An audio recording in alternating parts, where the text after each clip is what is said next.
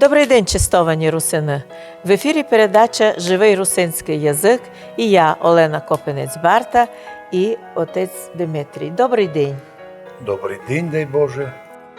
Це є в нас такі сили, аби протидіяли цій антирусинській хвилі, яка, так ся вказує, добре проплачена, має хитро розроблений антирусинський проєкт. Коли вчорашні тайні враги, недруги русинського народу, які писали гострі антирусинські статті, раслим урвалися в число защитників русинов. Що вони планують? Принцип Організації Об'єднаних Націй звучить так. Невостребоване право не є нарушеним правом. Якщо ти не затребував, щоб тобі платили пенсію, і тобі не будуть платити пенсію, ніхто не винуватий, ти не просив. Якщо русини не будуть просити права свого на язик, культуру, то любі жалоби в інстанції міжнародні, що нам не дають, наше право нарушають, не буде прийнятий до уваги. Ви самі просили, требували. Требувати. Різниця між просьбою і требуванням звучить так. Принцип ООН. Востребувати своє право на язик, на культуру, на знання географії, на знання літератури, материнського язика. Якщо на то не є реакції, а ми то видимо 28 років, на то реакції не є держави, наоборот, іще реакція негативна. Ага, просите язик, культуру, значить, ви якісь вороги, то значить, з того моменту вже і починається зафіксованое і нами, і світом факти грубейших порушень прав. Ми маємо таку силу протидіяти цим, але ми розуміємо, що антирусини, котрі інспіровані, наприклад, із числа якихось там спецслужб, котрі фінансовані до шиї, котрі не знають, куди гроші класти, та платять у всіх і вся, типові ж, що то там профінансуйте там. Ми навіть підозріваємо, що навіть є проплачені провокатори, які спеціально говорять щось проти України, щоб під пальцем показували на нього. Видите, що вони творять? Но ми думаємо, що це люди проплачені. Повно. 99,9% русинов за 28 років чітко протидіяли таким вихваткам, чесною поведінкою, красно служити, добре трудитися, платити налоги і продовжати требувати. Наші організації обласні, русинські, сформовані в СОЙ, подкарпатських русинов, організовані в Народну Раду, організовані в другі області і організації, всю ту роботу протидіяння робили.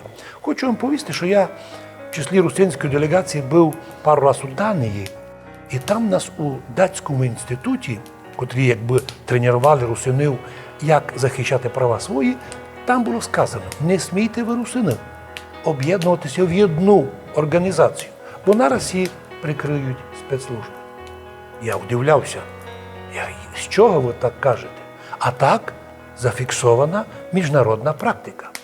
Тут дома нам антирусини кажуть, та не маєте ви одної організації, ви всі поділені, ви всі хочете бути лідерами, б'єтеся між собою, десь якісь гроші достанете, не можетеся поділити, ну і проча казка примітивна. Но вона йде від антирусинів. А з другого боку, якщо ж хочеться русин десь об'єднати, то і нараз іде протидія.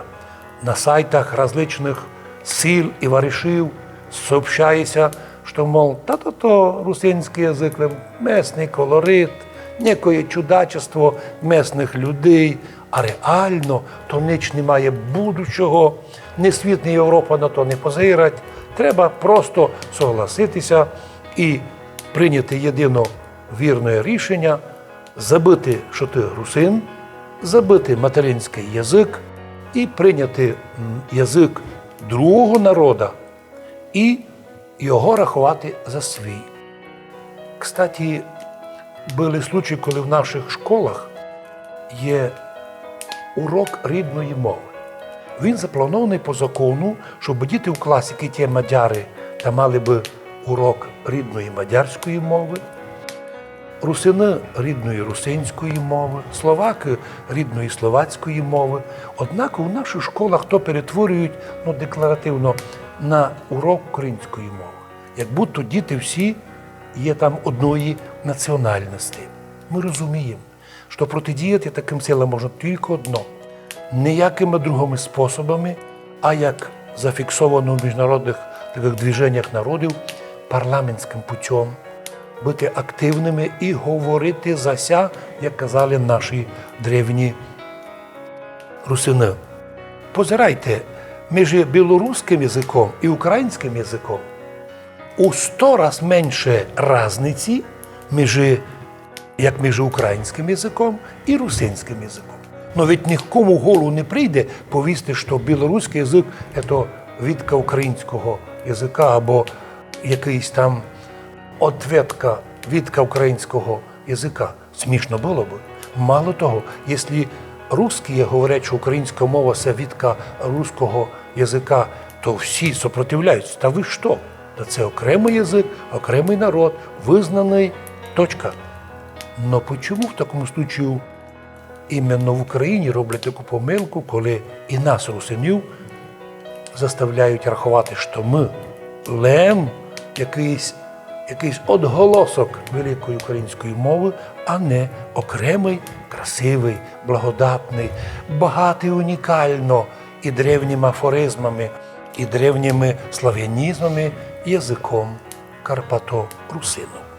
І ще би не повів, що так нам важливо протидіяти незлобно.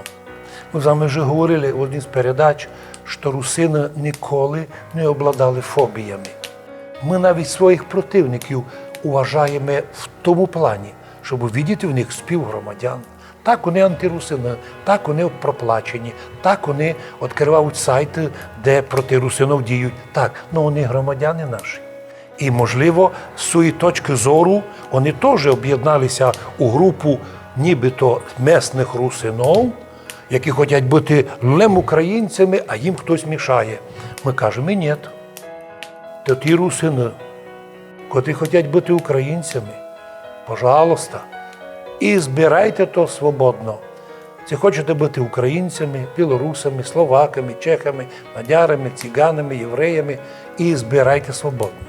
Но ми вам це не мішаємо, но зато ми від вас требуємо не мішати тим русинам, які хочуть остатися в тій самоназві, які вище 1100 років під Карпатами. Ми русини, а тому протидія наша антирусинам тільки парламентська, без всяких фобій, але принципова. Ми русини були, єсме і будемо. Аж кить ви були русини, інтересно, но уже ніч не має значення, якщо ви вже стали українцями. Будьте добрі. Ко ви були? Ведь і мадяри, многі в Закарпаттю, зафіксували себе українцями. Я такі факти знаю. А разве він став українцем, коли у нього навіть акцент не український, коли він говорить? Но це його вибір. Якщо Бог нам дав свободу, якщо свобода гарантується законом, пожалуйста, ваш вибір. Но зато і на страшному суді буде відповідь. Щось вибрав, казав Господь, кожен за своє слово ілі правдається, ілі осудиться. Дякуємо вам за красну бесіду, а вам, чистовані русини, за увагу. Будьте здорові. З Богом святим. Я русин був, єсмь і буду, я родився русином. Чесний род свій не забуду, останусь його сином. Так писав Духнович.